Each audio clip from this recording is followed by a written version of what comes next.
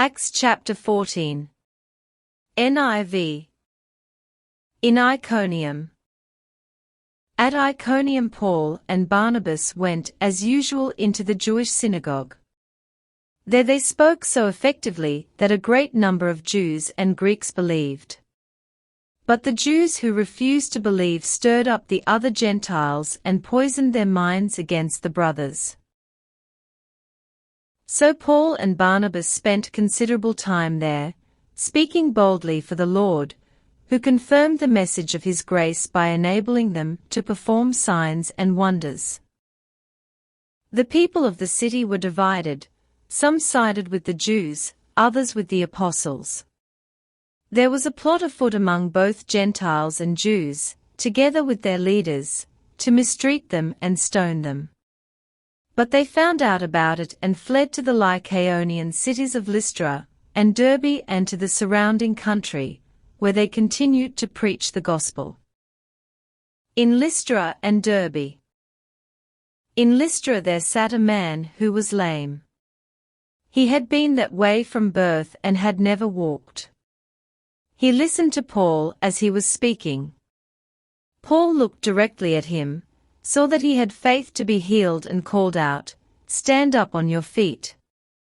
At that, the man jumped up and began to walk. When the crowd saw what Paul had done, they shouted in the Lycaonian language, "The gods have come down to us in human form." Barnabas they called Zeus, and Paul they called Hermes because he was the chief speaker. The priest of Zeus, whose temple was just outside the city, brought bulls and wreaths to the city gates because he and the crowd wanted to offer sacrifices to them. But when the apostles Barnabas and Paul heard of this, they tore their clothes and rushed out into the crowd, shouting, "Friends, why are you doing this? We too are only human, like you.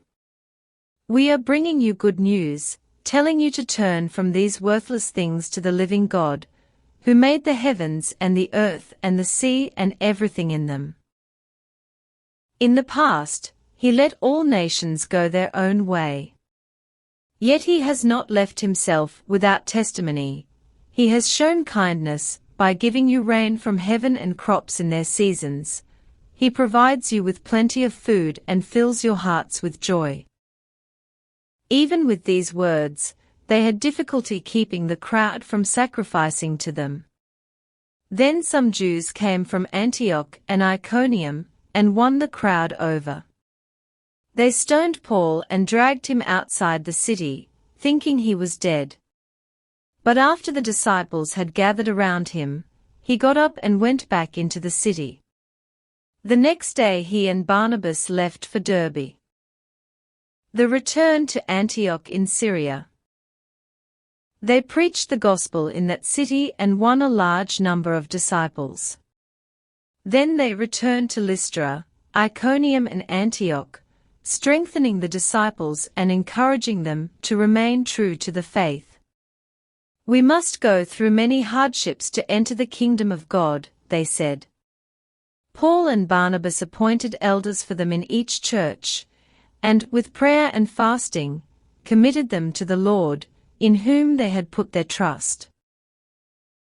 After going through Pisidia, they came into Pamphylia, and when they had preached the word in Perga, they went down to Attalia. From Attalia they sailed back to Antioch, where they had been committed to the grace of God for the work they had now completed. On arriving there, they gathered the church together, and reported all that God had done through them, and how he had opened a door of faith to the Gentiles. And they stayed there a long time with the disciples.